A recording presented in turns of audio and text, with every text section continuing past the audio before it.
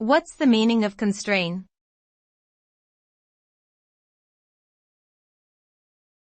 Constrain.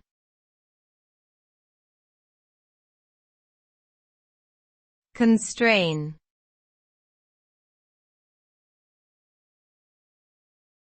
Constrain.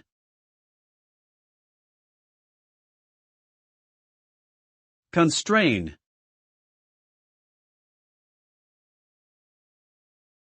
The word constrain means to limit or restrict something, often in a way that prevents it from reaching its full potential or desired outcome.